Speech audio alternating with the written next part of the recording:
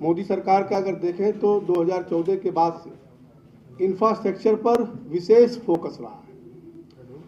और 2014-15 में अगर देखें तो जहां 2 लाख करोड़ का इंफ्रास्ट्रक्चर का बजट होता था, अभी पिछले पंचवर्षीय योजना में हमारा जो 11.2 लाख करोड़ का बजट था इंफ्रास्ट्रक्चर पे, आज उसमें लगभग 1 लाख करोड़ बढ़ा करके इंफ्रास्ट्रक्चर पर विशेष फोकस प्रधानमंत्री जी ने पूरा करने का काम किया है। साथियों, आज मैं आप सबके बीच में 26-27 के कुछ खास विषयों पर अपने विचार रखने के लिए यहाँ पर आपके सामने प्रस्तुत हुआ हूँ। 1 फरवरी को जो बजट पेश किया गया, ये केवल वित्तीय लेखा जोखा नहीं है, बल्कि मोदी सरकार का विजन का डॉक्यूमेंट है। अगर आप देखें तो पिछले 11 वर्षों में जो भारत सरकार का बजट आया, उसमें आम जन की सुविधाओं पर फोकस किया गया, साथ में देश में कैसे नवाचार हो, अर्थव्यवस्था कैसे बढ़े, रोजगार सृजन कैसे हो, समावेशी विकास हो, आदि पर पूरा फोकस पिछला 11 साल के बजट में रहा है। और इस वर्ष का बजट भी जहां एक और आम इंसान पर फोकस करता है, वहीं पे 2047 के विकसित भारत के लक्ष्य को प्राप्त करने का और आत्मनिर्भर भारत के लक्ष्य को प्राप्त करने का ब्लूप्रिंट भी इसको कहा जा सकता है। बढ़ावा देने के लिए अगर आप देखें तो स्किल डेवलपमेंट मंत्रालय का बजट 62% बढ़ाया गया है, ताकि स्किल पर सरकार का विशेष फोकस है, ताकि हमारे नौजवानों को रोजगार प्राप्त हो सके। कंटेंट क्रिएशन के लिए 15,000 स्कूलों और 500 कॉलेजों में कंटेंट लैब स्थापित किए जाना में प्रस्ताव किया गया है। आप इसको समझ सकते हैं कि जो हमारे कंटेंट क्रिएशन के लोग होते हैं, इससे नौजवानों को कितना लाभ प्राप्त होने वाला है। महिलाओं के लिए जो हर जिले में एक गर्ल्स हॉस्टल की सुविधा देने की प्रस्ताव किया गया है। ग्रामीण महिलाओं के लिए सी मार्ट योजना लेकर के सरकार आई है। और कई जीवन रक्षक दवाइयों पर अगर आप देखें तो जो कैंसर में उपयोग होने वाली दवाइयाँ थी, डायबिटीज होने वाली थी, सब पे कस्टम ड्यूटी को कम करके भी लोगों को राहत देने का काम किया है। फिर जो 1,62,000 करोड़ का आवंटन किया गया है, पहले से ये ज़्यादा आवंटन किसी क्षेत्र में करने का काम किया है।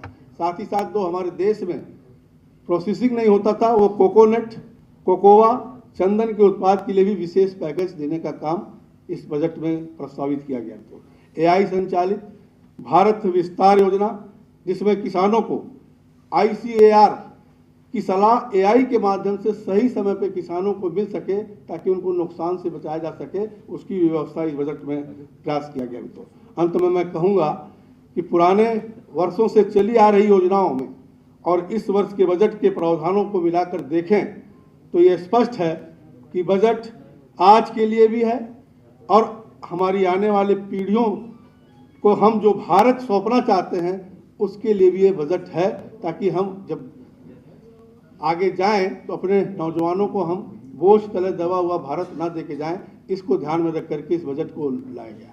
धन्यवाद।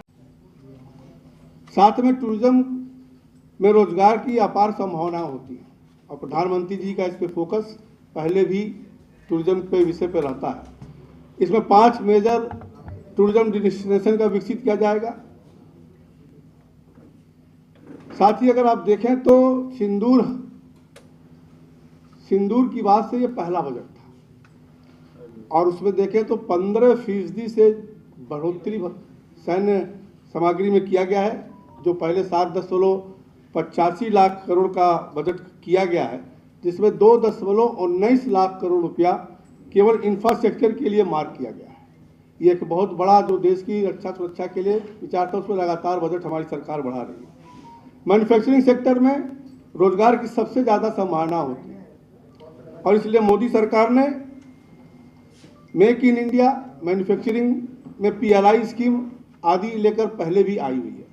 इसी क्रम में इस वर्ष के बजट में भी आयात निर्भरता कम करना और 2047 के भारत के लिए रेडी रहने के लिए 7 स्ट्रेटेजिक सेक्टर में मैन्युफैक्चरिंग को बढ़ावा दिया जा रहा है। पहला 5 वर्षों में 10,000 करोड़ से बायो फार्मा शक्ति प्रोजेक्ट लाया गया है, जो देश को ग्लोबल बायो फार्मा हब बनाने का लक्ष्य है। सेमीकंडक्टर मैन्युफैक्चरिंग के लिए इंडिया सेमी कंडक्टर मिशन 2.0 लेकर के आएगा। और आप सब जानते हैं कि आज के युग में सेमीकंडक्टर का रोल बहुत बड़ा होता है।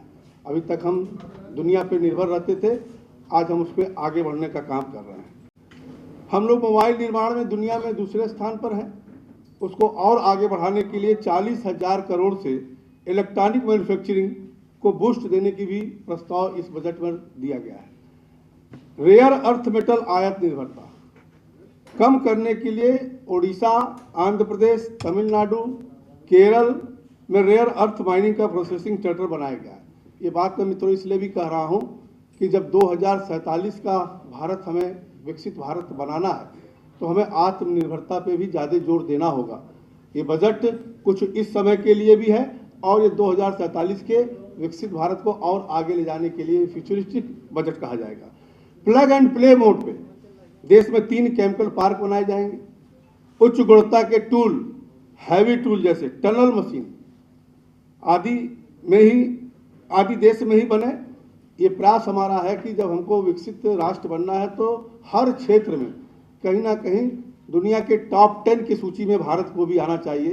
ये जो टनल मशीन की हम कल्पना कर रहे हैं, ये बहुत एडवांस टेक्नोलॉजी होती है और कहीं ना कहीं हमें बाहर से इसका लेकर के इस्तेमाल करना पड़ता था। आज उसकी भी कल्पना प्रधानमंत्री जी ने इस बजट में रखा है कि हम टनल मशीन अपना स्वयं का बनाएंगे। देश में शिपिंग में इस्तेमाल होने वाले कंटेनर अभी हम बाहर से ही लेते थे।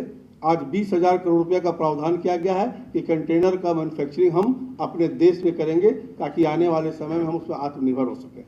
वहीं पर एमएसएमई में लगातार हैंड होल्डिंग की जा रही है और इस बजट में 200 पुराने औद्योगिक समूह को पुनरुद्धार योजना लाई गई है और 10,000 करोड़ के साथ एसएमई को ग्रोथ फंड लाया गया है। और साथियों, आप जान सकते हैं कि उसमें उत्तर प्रदेश में काफ़ी बड़ी संख्या में एसएमई यूनिट्स हैं। यहाँ पे कोविड के समय अगर हम लोग देखे होंगे तो परंपरागत दवाइयों का इस्तेमाल हम लोग ज़्यादा कर रहे थे और उसको देखते हुए इस क्रम में 3 अखिल भारतीय आयुर्वेदिक संस्थान स्थापित किए जाने का भी निर्णय लिया गया है, ताकि हमारा जो परंपरागत आयुर्वेदिक चीज़ें हैं उसको हम लोग आगे बढ़ा सकें। औद्योगिक नगरी के समीप 5 यूनिवर्सिटी टाउनशिप स्थापित किए जाएंगे, ताकि शिक्षा के साथ साथ इंडस्ट्री का भी ट्रेनिंग नौजवानों को हमारे प्राप्त हो सके, ताकि वो स्किल हो सके। अगर देखें तो 7 नई हाई स्पीड रेल कॉरिडोर, जिसमें दिल्ली वाराणसी सिल्लीगुड़ी, जो कि उत्तर प्रदेश को इसको लाभ मिलेगा, देने का काम किया। माल ढुलाई के लिए गति देने के लिए भारत के पूर्वी छोर से लेकर पश्चिमी छोर तक डेडिकेटेड फ्रेट कॉरिडोर बनाया गया, जिसमें उत्तर प्रदेश को भी इसका लाभ प्राप्त होने वाला है। अगले 5 वर्षों में 20 नए वाटरवेज स्टार्ट करने का भी प्रस्ताव इस बजट में रखा गया है। 5 लाख से ज़्यादा आबादी वाले शहरों को, जो 2 टियर 2 टियर 3 हैं, इन सिटी को इकोनॉमिक रीजन बनाए जाएंगे और हर शहर में 5 साल में करीब 5,000 करोड़ रुपया इस पर खर्च किया जाएगा। मैंने कहा ना कि डिफेंस में भी इंफ्रास्ट्रक्चर के लिए 2.93 लाख करोड़ उस पर इंगित किया गया है। तो डिफेंस कॉरिडोर है तो निश्चित तौर से उत्तर प्रदेश को भी लाभ उसको मिलेगा। देखिए, ये हर भारतीयों को इसमें कहीं ना कहीं गर्व होना चाहिए कि हमारे यशस्वी प्रधानमंत्री ने जिस सूझबूझ के साथ और जिस राजनीतिक कौशल के साथ, कूटनीति के साथ इस पे उन्होंने चुप रह करके और इस टैरिफ को कम करने का जो कल निर्णय आया है, हम सब के लिए बहुत ही प्रसन्नता का विषय है। अखिलेश यादव कह रहे हैं कि सरकार बुलडोजर में व्यस्त है और पुल के लिए वो निशाना साध रहे, कह रहे हैं कि यूपी में पुल बड़ी समस्या है और सरकार का सारा ध्यान बुलडोजर का। अखिलेश जी के हर चीज का जवाब तो नहीं दिया जा सकता है। लेकिन अध्यक्ष जी, जिस तरह से लखनऊ में अभी घटना सामने आई है, जिस तरह का वीडियो सामने आया है, एक गोवंश ने एक लड़की को घायल किया है, तो आपको क्या लगता है पुलिस और गोवंश इस तरह की जो घटनाएं हैं तो समस्या नहीं होनी चाहिए घटनाएं, उस पर जरूर सरकार ध्यान देगी।